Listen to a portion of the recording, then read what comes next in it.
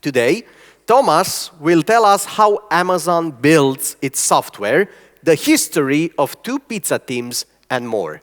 So let's give him a big round of applause and a warm welcome to Tomasz Stachlewski. Okay, hello. I love the bridge regarding the pizza. It was great. It's great to be here. But before I will talk about Amazon and about how Amazon built its software, I would like to spend maybe 1 or 2 minutes to speak about something else. For the last couple of years, I was leading the team of cloud specialists focusing on multiple different countries, also including Romania. So long story short, I have been here multiple times. When for the first time I saw this place, I was just amazed. You know, in Poland, I'm coming from Poland, we have got salt mines, which we are really proud of them, but this place was just amazing. It should be definitely one of the world wonders for sure. On my different trip, I just rented a car and I was just driving through Romania. I saw bears next to the street, which was so exciting for me. And pretty much I was watching wonders of Romania.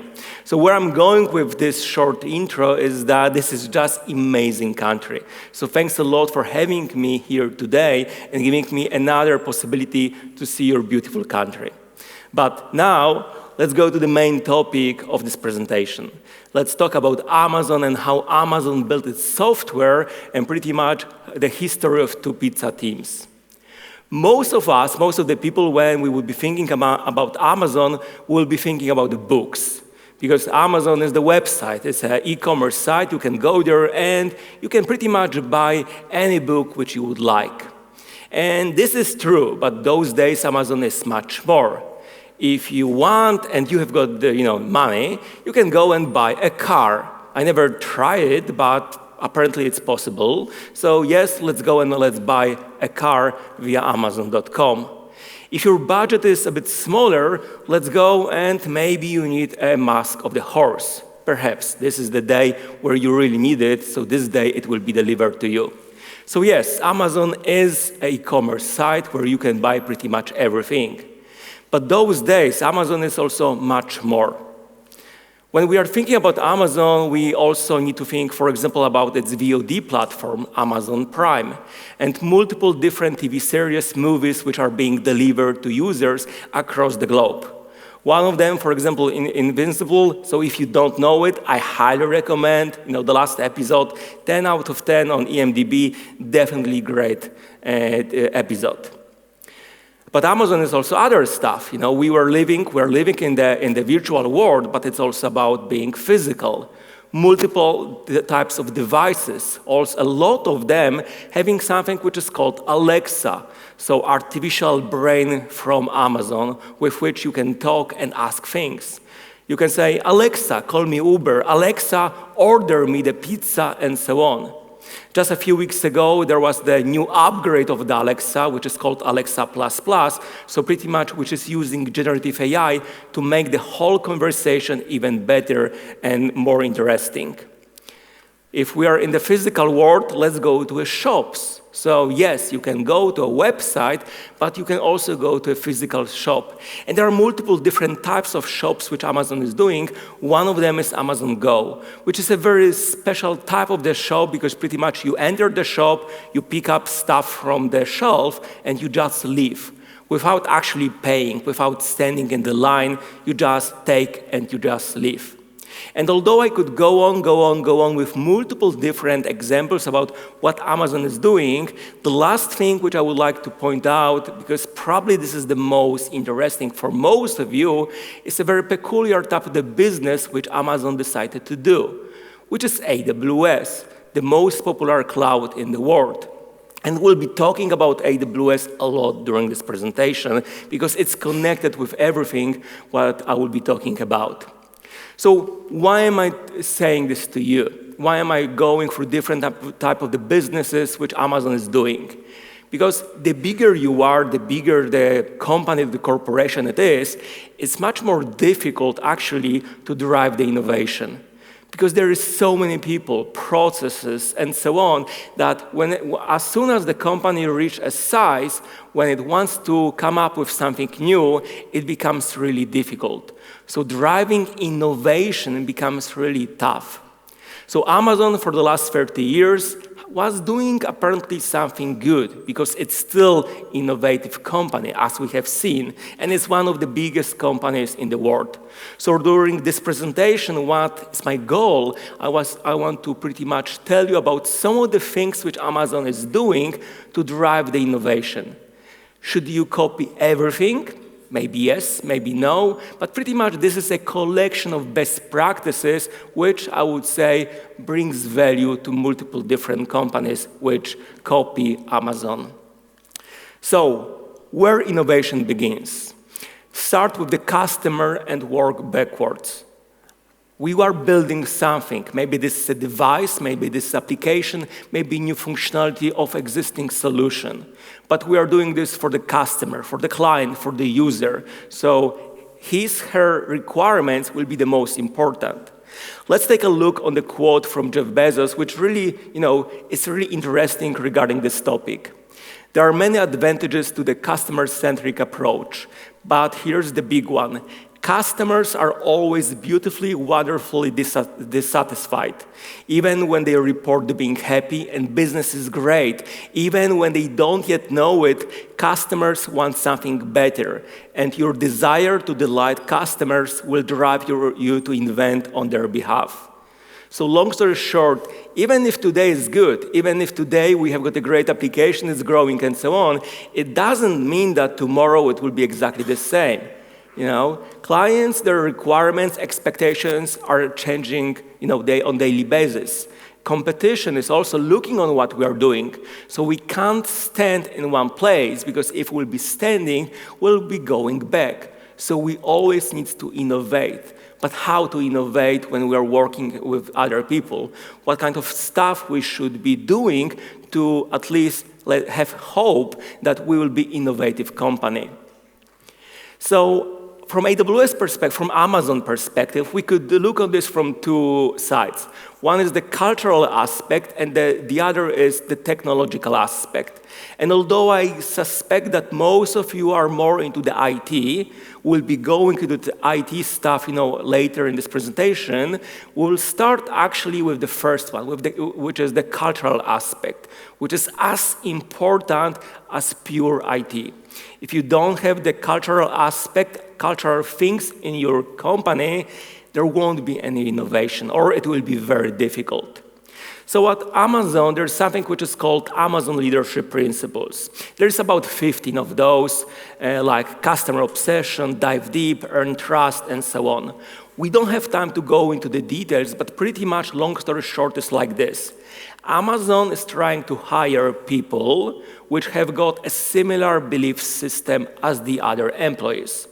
Because pretty much if everybody believes in similar stuff, it's more likely that pretty much the company will go in one direction, which is the good direction.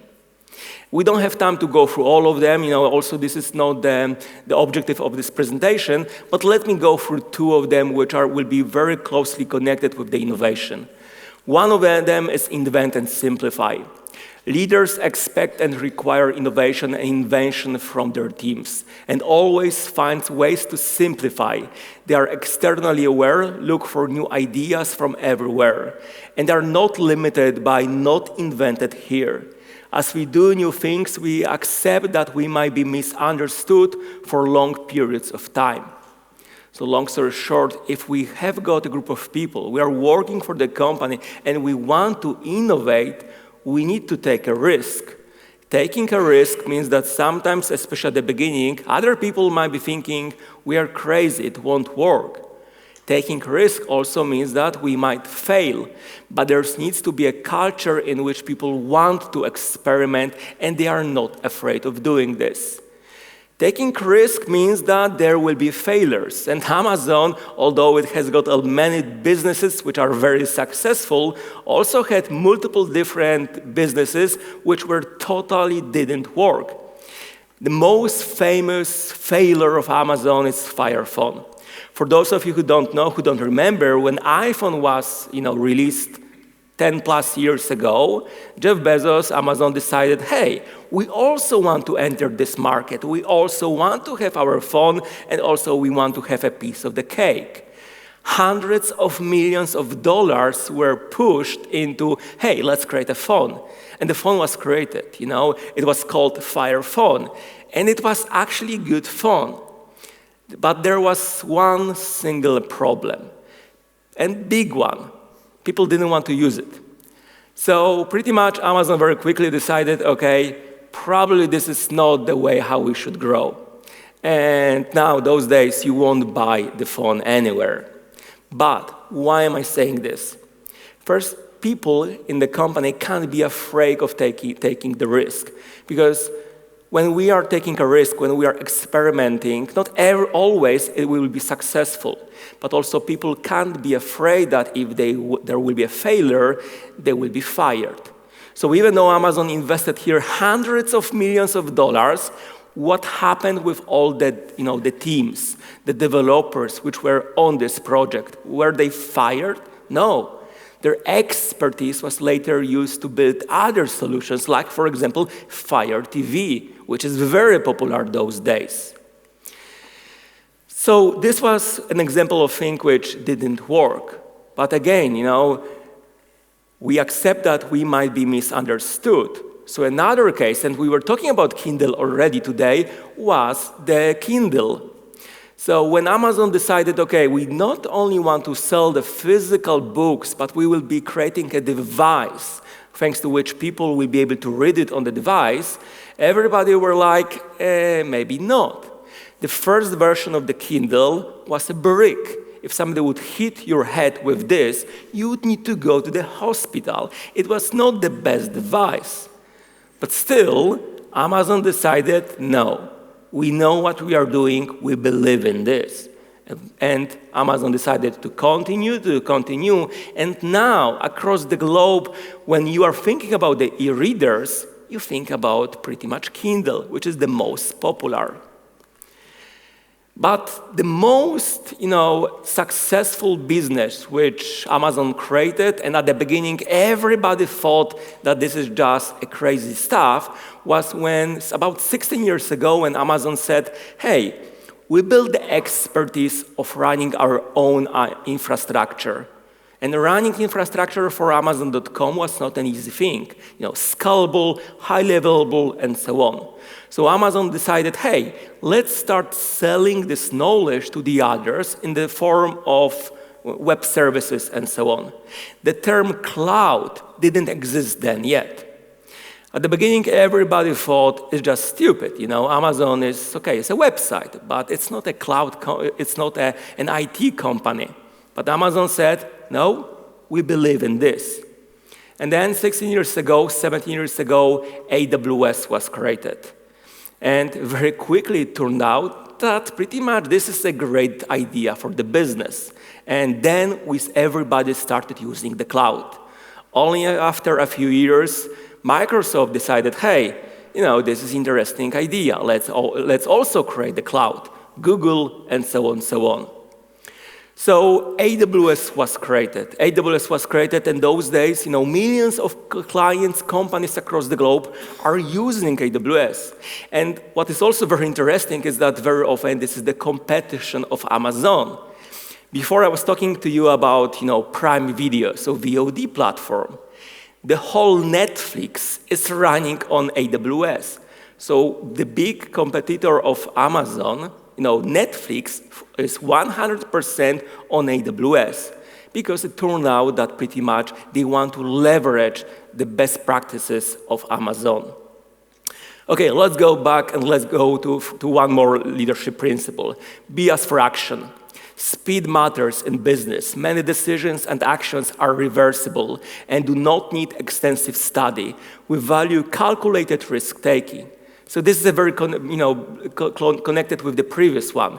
We need to make the decision, because if we won't make the decision, somebody else will make it. We are living in a very close world today. If not us, there will be a startup from USA, maybe from China, and so on. So let's take a risk. And even though Amazon is a very data-driven company, decisions needs to be based on the data.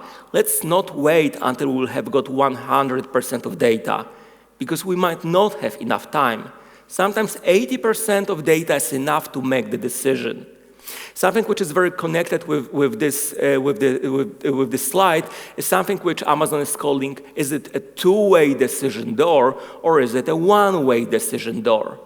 If it's two-way decision door and we are thinking about making decision, and decision is like, if we will do it, we'll go there, we'll do something, and if it will be a bad idea, we can always go back, then let's do it. Why are we still talking about it, okay, let's do the analysis. 80% of the data is enough, but let's try it. We can always go back.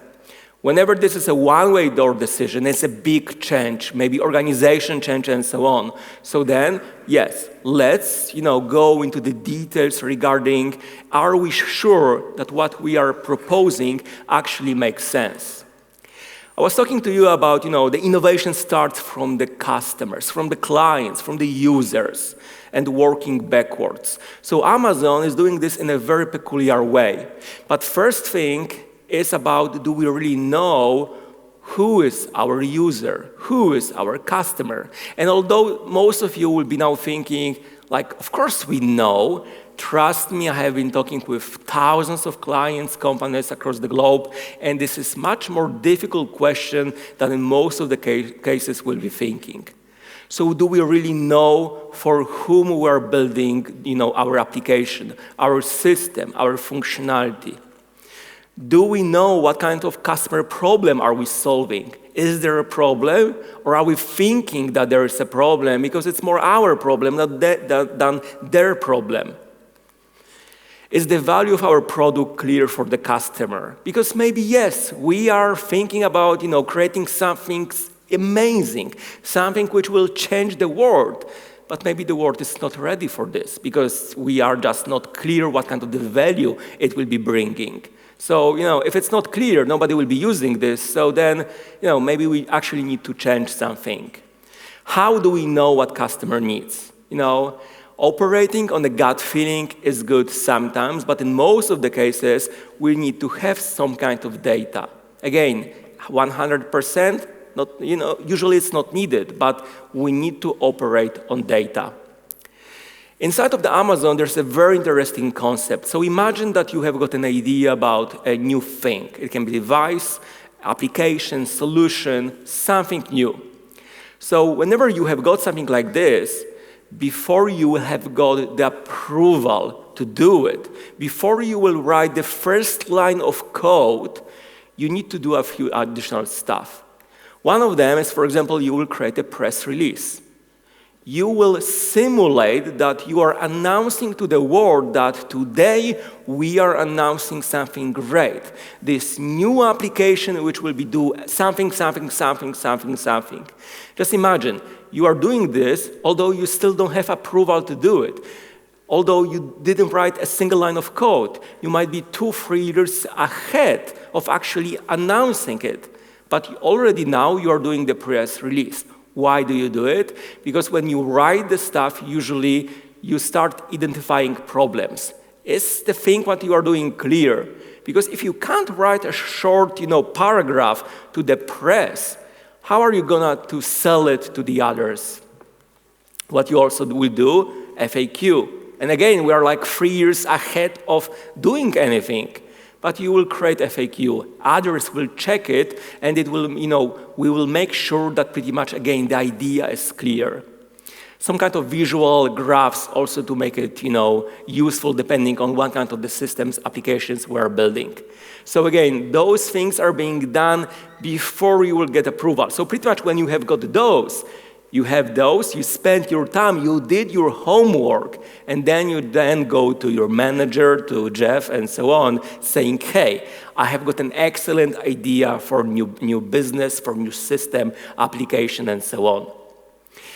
The last thing which is quite interesting regarding Amazon is, for example, in Amazon, pretty much nobody is using PowerPoint.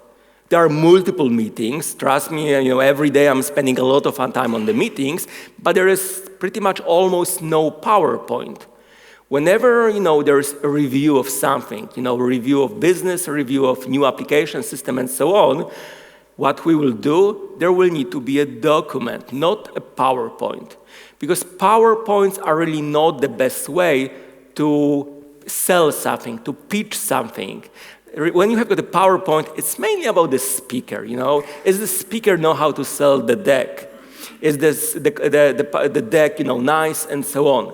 That's why, for example, when you usually work with the consultant companies, they will come and they will have got a beautiful PowerPoint presentation. And then they leave and you actually don't know what to do. So in Amazon, you can't do the PowerPoint. Well, if you want others to spend their time on something, you write a document. It might be 1-pager, 6-pager, and so on. But the document is much better because it's better in providing the content. You need to be specific with the data based on which you are proposing something. And pretty much every meeting at Amazon starts from this, that, okay, there is a document. In the old days, it was physical. Those days, it's like on the screen. And everybody are spending 10, 15 minutes on reading this stuff without blah, blah, blah, blah, blah, blah, nice diagram on the PowerPoint. So those were very important cultural aspects which Amazon is doing to drive the innovation. Again, the bigger you are, the more difficult it is actually to still have this culture of the innovation. So people need to know that they can throw ideas, and if the idea is wrong, they can, say, okay, sometimes things don't work properly. Now let's focus on the technological aspects, so pretty much pure IT. So let's go back. Let's go back into how Amazon.com, at the beginning looked like. So let's go back at the beginning of 21st century, pretty much 2001. So then Amazon already was quite a big company, but it was purely monolithical system application.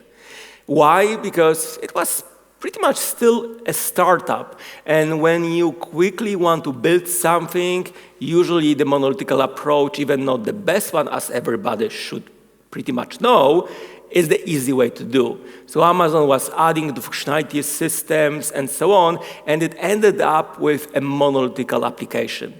I guess most of you should be aware regarding what is a monolithical application. So pretty much one huge code base, everybody, we have got thousands of developers who write a code and they commit, they interact with one single code base, with one single application, which then is being released to the production. Which is okay, but it brings multiple different problems. You need to be very careful when you are deploying your new version of the application to the production. Also, if one developer had a bad day today, and she is actually today, pushing something for the production, and it doesn't work because, it was a bad day, suddenly the whole system doesn't work. So just imagine, I'm the developer, I had a tough last night, and I'm pushing something today to the production, and suddenly the whole Amazon.com stopped working. So Amazon then realized it's not a way to do this stuff. So it decided, okay, let's go into microservices architecture. And even though those days we know that in most of the cases this is the way to go, like 20 years ago it was not so obvious. But they decided, let's break the monolithical application into multiple different smaller parts. This diagram was created like about 50 years ago. Those days, pretty much, we would not be able to capture the amount of microservices in the diagram. It's just too big. So, okay, so Amazon decided, let's go with the microservices. Each service will be single purpose. They will be connected through API based on HTTP and so on. And it did it. And then something also interesting concept appeared because Amazon had to decide how it will divide the teams which are building the solutions. And then the concept of two pizza teams appeared. So the idea was like this. Whenever we have got a service, a microservice, a solution, something, it should be owned by a small group of people, about 5, 8, plus minus, which externally we'll be calling two pizza teams. Why two pizza teams? Because the idea, the thing is happening in USA, was that if something will happen and if this team will need to wait to stay after the working hours in the office because they will need to fix something and so on, they will just call, two pizza, with the big one, the American pizzas, and pretty much they will eat it and they can stay a few more hours in the office. So this is the reason why the name two pizza teams happened. What is also very important is what is the goal of those two pizza teams? They take the full ownership of what they are doing. So they build, they test it, and they maintain it. So they take also the full accountability. So imagine that you are a developer, you are part of the two pizza team, you build this new functionality and so on. And for most of the companies, when the developer builds something, she push it to the production. If something will break in the middle of the night, it's not the developer who will need to fix it. It's the operational team, and they will need to be waken up and try to identify the problem. At Amazon, it's different. When there's a problem in the middle of the night, it's this team, those 5 people who will need to wake up in the middle of the night and fix the stuff. Why? Because it's their stuff. So they know the best how actually, what change should be introduced.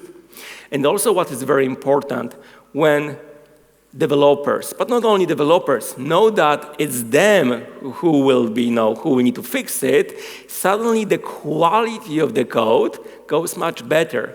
Because they know that, hey, maybe I should predict this thing because, I don't want to have a tough night one day.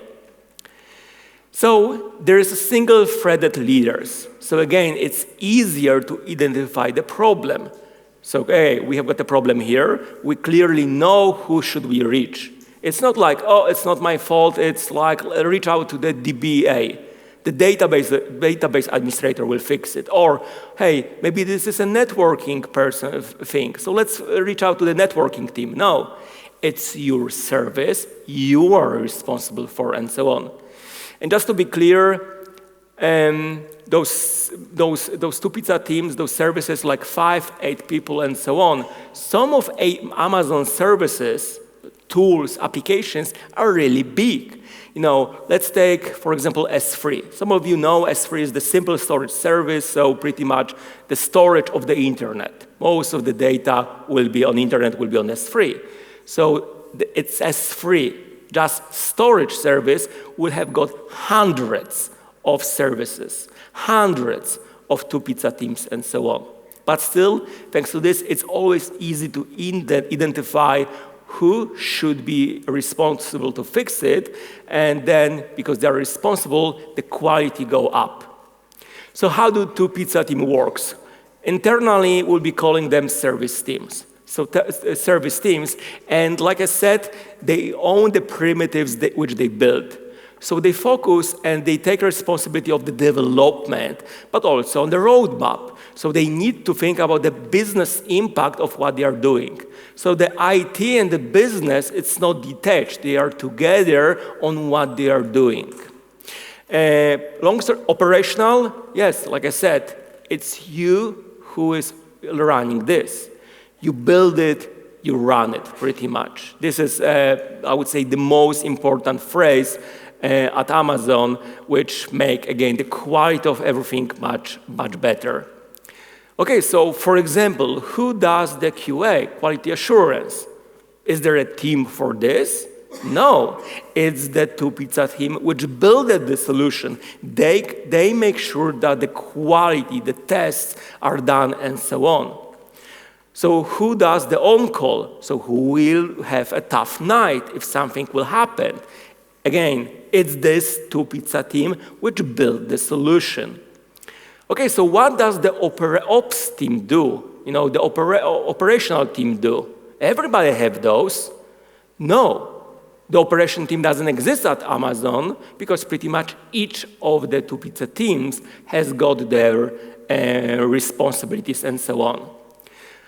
Okay, so how exactly those teams are constructed? You know, 5, 8 people, it's not a lot. So it depends on what kind of thing we are building. There will be, of course, in most of the cases, developers, SDEs. There will be PMs, so the project manager who will be defining, you know, the roadmap, who will be talking, maybe thinking more about the business impact and so on. And depending on the situation, there might be also some additional roles. So it's a collection of multiple different skill sets which are needed actually to make sure that what we are doing will work always. It's our responsibility, not somebody else.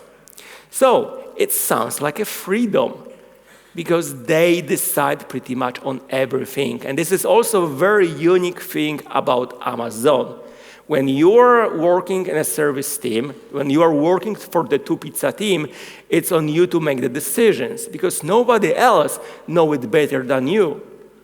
So let's, for example, so again, you make the decisions, but there is a collection of best practices. Amazon, you know, has been on the market 20, 30 years, so there's a collection of good practices and so on. So for example, when a person joins the company, there is quite intensive onboarding process and so on.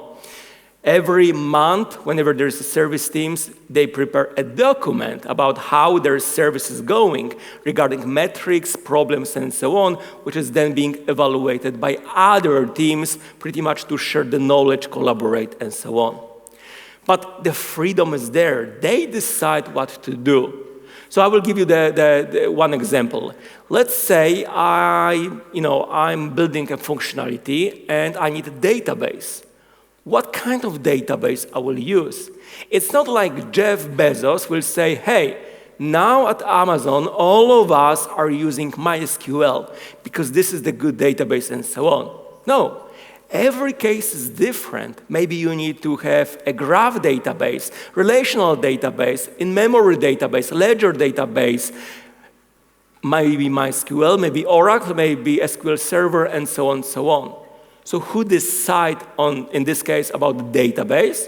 It's the two-service pizza team because they know what they are building. They know their expertise, their knowledge, and so on. So they have got the freedom to choose the IT tools.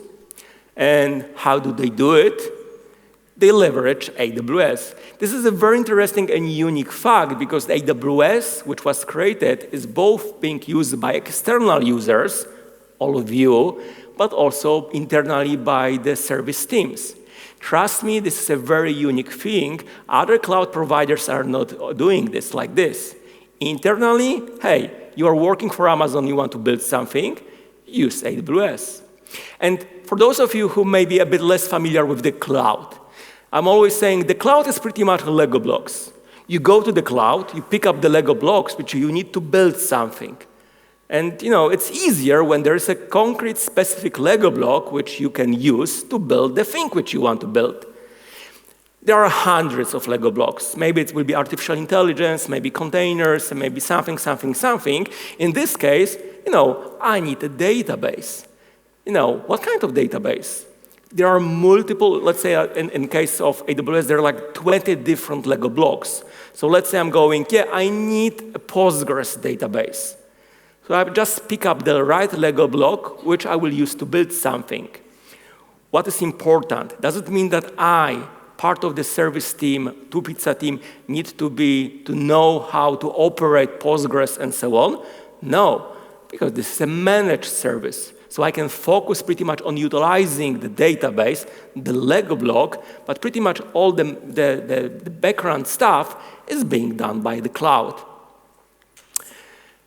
This was the databases. But what about, let's give another example, artificial intelligence. Those days, everybody are talking about artificial intelligence, generative AI, and so on. And again, is there a rule at Amazon which is saying, hey, at Amazon, everybody are using, I don't know, Anthropic, Sonnet 3.5 and so on? No, because Jeff doesn't know which model you need and so on. And also, this ecosystem of AI models is changing so quickly. Like, think about last month, suddenly DeepSeek appeared on the horizon. Everybody was speaking, oh my God, now there's this amazing model, which is much cheaper, from China. So again, it's on the service teams, to pizza teams, to decide which models they want to use to build something. And again, this is the cloud, this is AWS. So there is a Lego block, Bedrock, which pretty much provide about 100 different kinds of models to just allow people to use whatever they want. So let's go back to our pipeline. So we have got multiple developers, thousands of them. We have got multiple now services because they all work on their own services.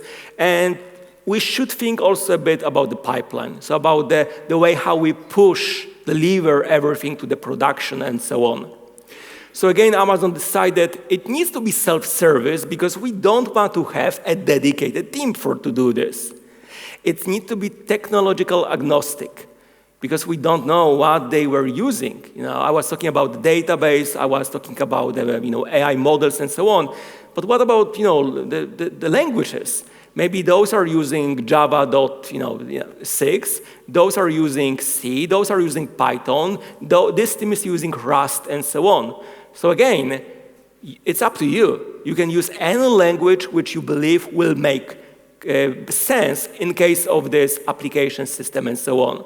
So the tools which are being used to deliver everything to the production should be technology agnostic. Because also we don't know what the future will bring. Who knows, maybe tomorrow we will wake up and there will be something new, something amazing and so on. And we need to be open-minded because companies which are not open-minded, which believes that what they have been doing for the last 20 years is the proper way to do the stuff, usually they are not with us anymore or they are getting smaller, smaller, and smaller. So we need to be open-minded. And of course, we need to encourage best practices. So there is a freedom, but again, this collective knowledge regarding how we managed to be successful so long needs to be there. So pretty much, Amazon what was doing was talking with multiple different developers and so on, and it was clear that automation is now the way to go. So yes, they have got their own tools, they control it, but now we need to go in a more automated way. Because at this point, developers were spending too much time on still manual steps of this. And then what Amazon did was created a pipelines. So we could think about this like a CI/CD solutions in case of Amazon. So it was, hey, let's create an automated way, thanks to which the teams, two pizza teams, can focus on their application systems and so on. Those pipelines are technological agnostic, but they pretty much can automate the move of the code of the applications to the environments and so on. And very quick, so if we'll go back to this, two pizza teams, what exactly they are responsible for? They are responsible for their product, for their solution, which they are building. There are some things which they don't need to do because they will be done automatically by the systems. For example, metrics, logging, and so on. It's not like there is a separate team which will be doing metric collection, but the tools which two pizza teams are using, like AWS solutions and so on, already come with those functionalities, thanks to which the two pizza teams can really focus on their product. So now we have actually the proper life cycle of the development and so on. And it's also like about 10 years ago, it turned out that the automation made the biggest difference. And suddenly, because there is an automation, developers can focus on, on writing code and so on. And suddenly, everybody are happy. So just imagine in case of Amazon, there are like thousands of teams, actually much more than this. This is a microservice architecture, continuous delivery, multiple environments. It's millions of deployments a year.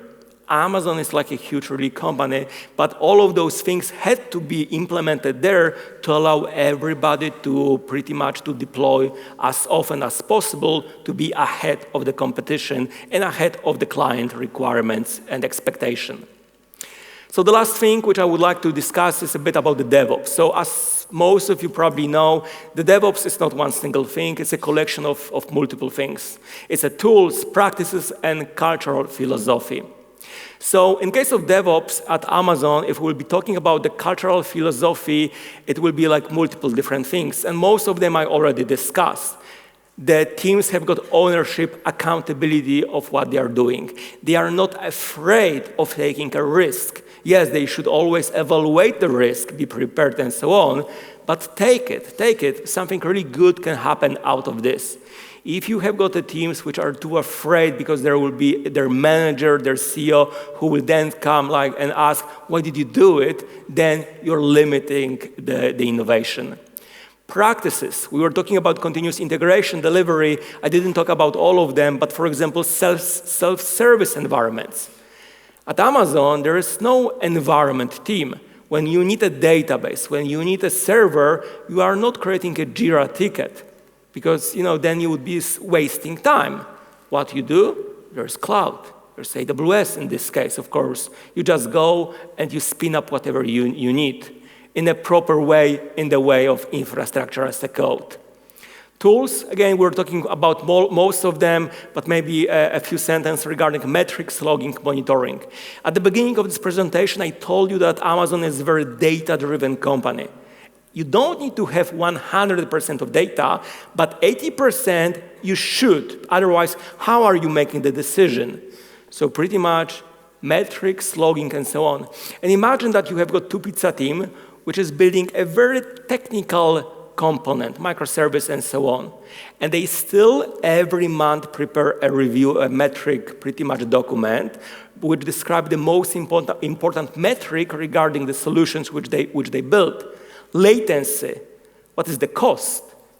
Regarding the scalability and so on. They validate it, and then their goal is, okay, let's improve it next month. How we could change the latency to make it smaller and so on. You need to have data, otherwise you can't really operate on actual facts.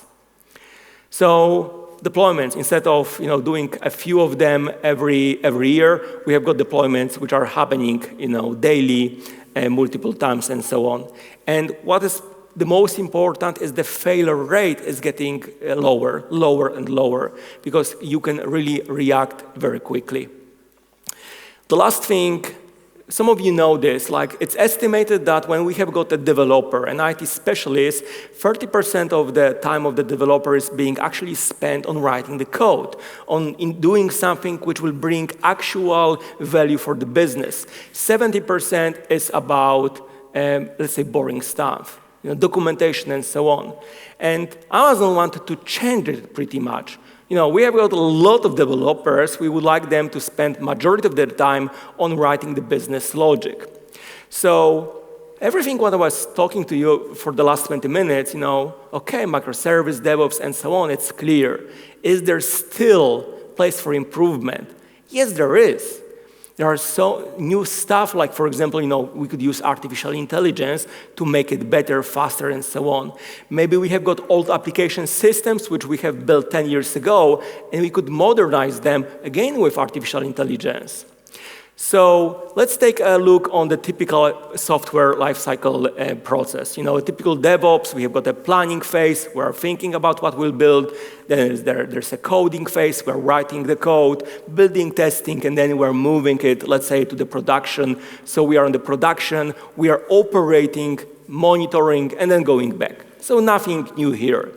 So what Amazon decided to do is said, hey, can we improve it? Because change this ratio of 30 to 70 to the other way. So that's why Amazon, a few years ago, created something which is called Amazon Q. And Amazon Q is pretty much an umbrella of AI solutions, which is mainly being used by developers, but not only. And again, this is like now a Lego block on AWS, of course. So now, whenever there's a developer or a different member of two pizza teams, he will use AI solutions like Amazon Q to help with writing the documentation and so on. Of course, there is a code part, which most of you should be familiar. Let's use the artificial intelligence to write code faster based on good practices and so on.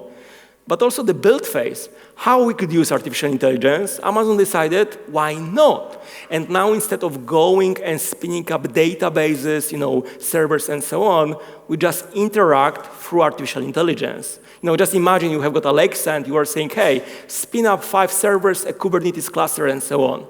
This is how it's being now handled at Amazon. Of course, test, it's clear this is something which most of you should be already doing and so on. And then deployment, again, where is the artificial intelligence here?